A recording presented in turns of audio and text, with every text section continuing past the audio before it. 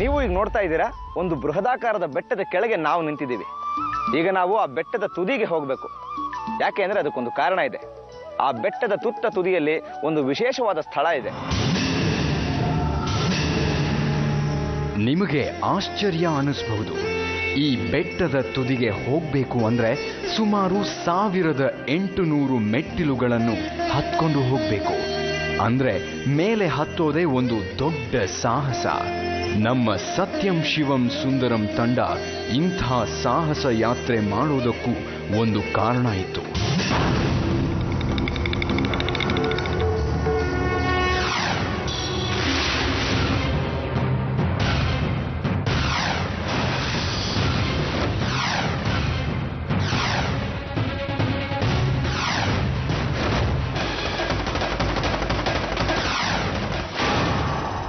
ಈ ಬೆಟ್ಟದ ತುದಿಗೆ ಬಂದು ತಮ್ಮ ಸಮಸ್ಯೆಗಳಿಗೆ ಪರಿಹಾರ ಕಂಡುಕೊಂಡಿರೋರಿಗೆ ಲೆಕ್ಕನೇ ಇಲ್ಲ. ಅಂಥವ್ರಲ್ಲಿ ಒಬ್ರು ಈ ಪದ್ಮಾಬಾಯಿ ಅವರು. ಇವರ ಗರ್ಭಿಣಿ ಮಗಳು ತೊಂದರೆಯಲ್ಲಿದ್ದಾಗ ಇವರಿಗೆ ದಾರಿ ತೋರಿಸಿದ್ದು ಇದೇ ದೇವರು. ಅಮ್ಮ, ನಿಮ್ಮ ಮಗಳಿಗೆ ಏನು ಸಮಸ್ಯೆ ಆಗಿತ್ತು? ನಮ್ಮ ಮಗಳು ಬಸ್ರಿ ಇದ್ಲವಾಗ ಭಾಳ ಹೆರಿಗೆ ಆಗ್ಬೇಕಾದ್ರೆ ತುಂಬ ದೇವ್ರ ಹರಕೆ ಮಾಡ್ಕೊಂಡಿದ್ವು. ತುಂಬ ಕಡೆ ಹೋಗಿ ತುಂಬ ಕಷ್ಟ ಆಗಿದ್ವು. ಇಂಥ ಒಂದು ವಿಚಿತ್ರವಾದ ಸಮಸ್ಯೆಯಲ್ಲಿ ನೊಂದು ಬೆಂದವರು ಈ ಪದ್ಮಾಬಾಯಿ. ಬಡವರಿಗೆ ಮದುವೆ ಮಾಡೋದೇ ಒಂದು ಸಾಹಸವಾದ್ರೆ ಹೆರಿಗೆ ಬಾಣಂತನ ಮಾಡಿಸೋದು ಇನ್ನೊಂದು ಸಾಹಸ. ಅದರಲ್ಲೂ ಹೆರಿಗೆ ಸಮಯದಲ್ಲಿ ಸಮಸ್ಯೆಗಳಾದ್ರೆ ಅವರನ್ನು ಸಾಕ್ಷಾತ್ ಆ ದೇವರೇ ಕಾಪಾಡಬೇಕು. ಹೌದು ಸರ್, ಕೆಲವು ಮೈ ಮೇಲೆ ಗಾಳಿ ಬರುತ್ತೆ. ಈಗ ಯಾರೋ ದುರ್ಮರಣದ ಸತ್ತಿರ್ತಾರೆ, ಅವ್ರಿಗೆ ಗಾಳಿ ಬಂದಾಗ ಕೆಲವು ಯಾರೋ ಭಕ್ತಾಗಳು ಬಂದು ಇಲ್ಲಿ ಕಲ್ಯಾಣ ಇದೆ ಸರ್, ಅಲ್ಲಿ ನೀರು ಹಾಕ್ಸಿ ಒಂದು 3-9 ಸುತ್ತ ಪ್ರಶ್ನೆ ಮಾಡಿಸ್ತೀವಿ ನಾವು.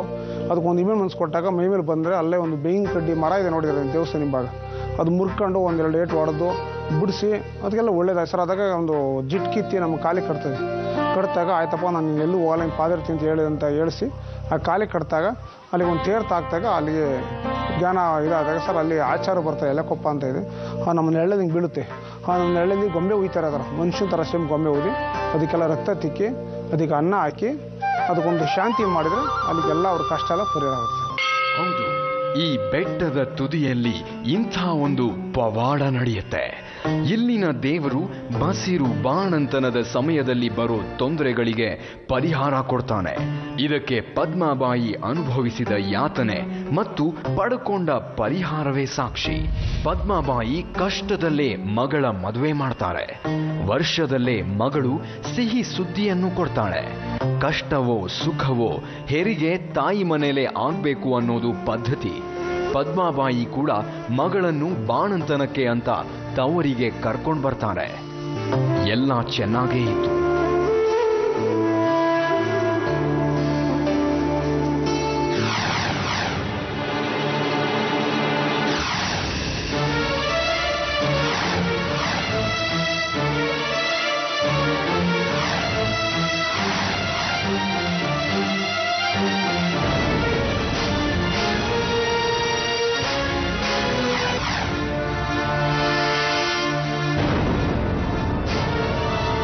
ಅದೊಂದಿನ ತಲೆ ಸುತ್ತಿ ಬಿದ್ದ ಮಗಳ ಆರೋಗ್ಯ ದಿನೇ ದಿನೇ ಹದಗೆಡೋಕೆ ಶುರುವಾಯಿತು.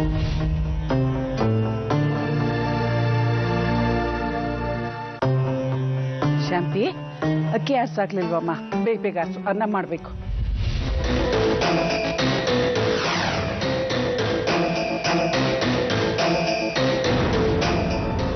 ಸಮಸ್ಯೆ ದಿನ ಕಳೆದ ಹಾಗೆ ಜಾಸ್ತಿ ಆಗತ್ತೆ. ಆ ಕಡೆ ಮಗಳ ಗಂಡನೂ ಬರೋದಿಲ್ಲ. ಒಂದು ಹಂತದಲ್ಲಿ ಪದ್ಮಾಬಾಯಿಗೆ ಮಗಳು ಕೈ ತಪ್ಪಿ ಹೋಗೇ ಬಿಡ್ತಾಳೆ ಅನ್ನಿಸಿಯೂ ಬಿಡುತ್ತೆ.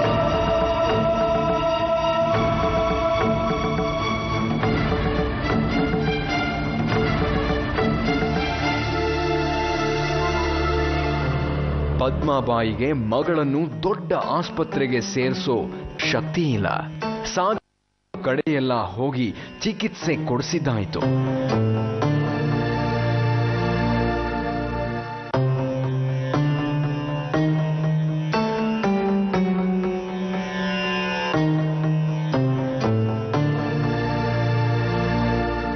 ಮಗಳು ಬದುಕೋದೇ ಕಷ್ಟ ಅಂತ ಕೈ ಚೆಲ್ಲಿ ಕೂತಾಗ ಪರಿಚಯವಾದವರೊಬ್ರು ಈ ಬೆಟ್ಟದ ಮೇಲಿನ ದೇವರ ಬಗ್ಗೆ ಹೇಳ್ತಾರೆ. ಬಾಣಂತಿ ಸನ್ನಿ ಎಂತಹ ಮಾರಣಾಂತಿಕ ಕಾಯಿಲೆ ಅನ್ನೋದು ನಿಮಗೆಲ್ಲ ಗೊತ್ತೇ ಇದೆ. ಸ್ವಲ್ಪ ನೆಗ್ಲೆಕ್ಟ್ ಮಾಡಿದ್ರು ಪ್ರಾಣಕ್ಕೆ ಹಾನಿ. ವಿಶೇಷವಾಗಿ ಗರ್ಭಿಣಿಯರ ಸಮಸ್ಯೆಗಳು, ಬಾಣಂತಿಯರ ತೊಂದರೆಗಳಿಗೆ ಪರಿಹಾರ ನೀಡುವಂತಹ ದೇವರು ಈ ಬೆಟ್ಟ ತುದಿನಲ್ಲಿದ್ದಾನೆ. ಪದ್ಮಾಬಾಯಿಗೆ ಉಳಿದಿರೋ ಕೊನೆ ದಾರಿ ಇದು. ತನ್ನ ಕೈಲಾದ ಎಲ್ಲ ಪ್ರಯತ್ನ ಮಾಡಿದ್ದಾಯಿತು. ಈ ಬೆಟ್ಟದ ಮೇಲಿರೋ ಶಕ್ತಿ ತನ್ನ ಮಗಳನ್ನ ಕಾಪಾಡಿದ್ರೆ ಕಾಪಾಡ್ಲಿ, ಬಿಟ್ರೆ ಬಿಡ್ಲಿ ಅಂತ ಇಲ್ಲಿಗೆ ಹರಕೆ ಕಟ್ಕೋತಾರೆ.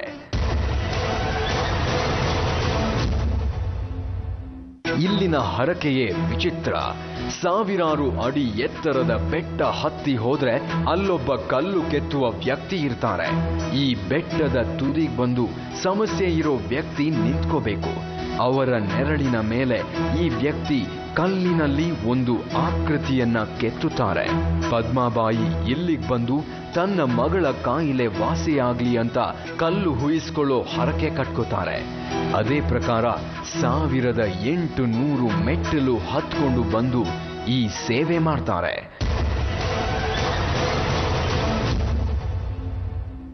ಪದ್ಮಾಬಾಯಿಗೆ ಆಶ್ಚರ್ಯ ಕಾದಿತ್ತು.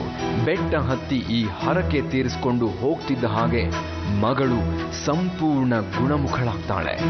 ಯಾವುದೇ ತೊಂದರೆ ಇಲ್ಲದೆ ಮಗುವಿಗೆ ಜನ್ಮ ಕೊಡ್ತಾಳೆ. ತಾಯಿ ಮಗು ಇಬ್ಬರೂ ಆರೋಗ್ಯವಾಗಿದ್ದಾರೆ. ಇದಕ್ಕೆ ಕಾರಣ ಬೆಟ್ಟದ ಮೇಲಿರೋ ಒಂದು ಶಕ್ತಿ ಅನ್ನೋದು ಪದ್ಮಾಬಾಯಿಯ ಸ್ವಂತ ಅನುಭವ. ಇದೇ ಜಾಗಕ್ಕೆ ಬಂದು ನಾವು ಹರಕೆ ಕೊಟ್ಟು ಪರಿಹಾರ ಮಾಡ್ಕೊಂಡು ಹೋದು. ಬೆಟ್ಟದ ಮೇಲಿರೋ ಆ ಶಕ್ತಿ ಯಾವುದು? ಆ ಶಕ್ತಿಯ ಹಿಂದಿರೋ ದೇವರು ಯಾರು? ಆ ದೇವರು ಇದೇ ಬೆಟ್ಟದ ತುದಿಗೆ ಬಂದು ನಿಂತ ಅಚ್ಚರಿ ಪಡೋ ಹಿನ್ನೆಲೆ ಏನು?